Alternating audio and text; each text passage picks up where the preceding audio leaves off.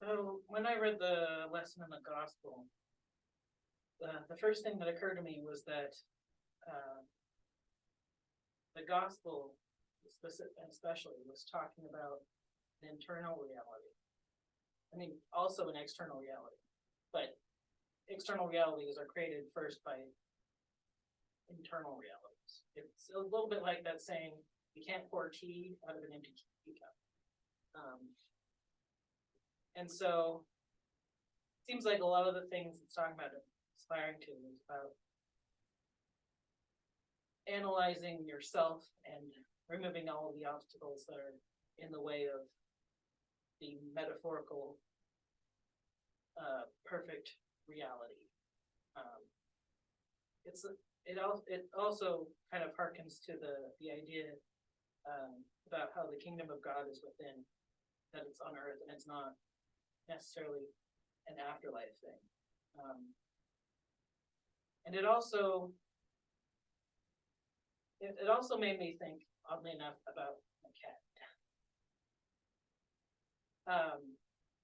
Because in the lesson, it talks about how Sophia, creates this thing and she's upset about it, and then the Divine Father hears her and basically helps her out with it. And it made me think of so there's this cat that has been in my neighborhood who snuck in one day and started eating cat food and then basically left. And the cat is both really, really sweet and clearly traumatized by something that happened before. And I took him to the vet. It turns out he has some ear infection issues. So once a day I get to pin him down and stick stuff in his ear, which he hates. But in the long run, it's for his own good, but he doesn't understand that. And so I'm just glad he doesn't harm me. But the reason I bring this up is because it's a metaphor for our relationship with the divine. Because he was intuitive enough to figure out that I was a safe human who he could snuggle up to, but he's not self-aware enough to understand that the thing he doesn't like being stuck in his ears is for his own good as well. And so, like with my cat,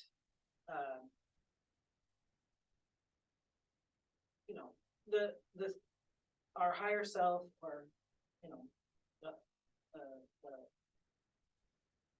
God the Father, or whatever terminology you want to use for that stuff that is higher and above us, is beyond our comprehension.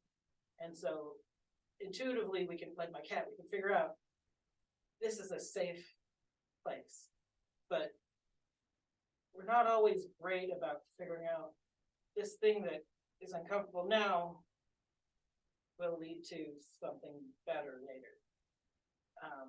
And yes, I realize that, like with my cat, there are things that happen to him by people that I'm guessing that, there are people who do bad things to animals, and there are people who do good things to animals, and they don't understand either one. Like that, then we are similar, but unlike my cat, we have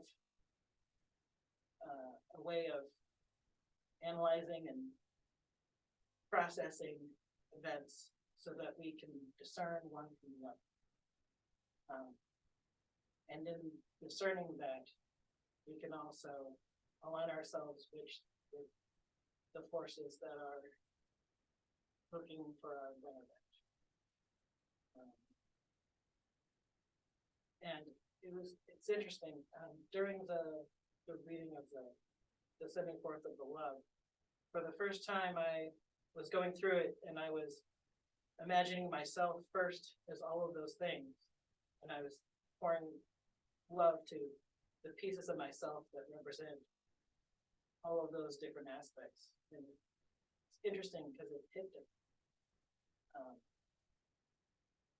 I was also trying to keep both an internal and external thing at the same time, but it made me realize that we have to, it's like with the teacup analogy, gotta fill yourself up first before you can fill up anybody else.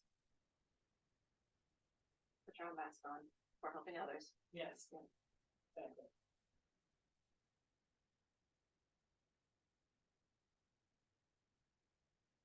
Yeah. That's something that I historically and currently am still working on.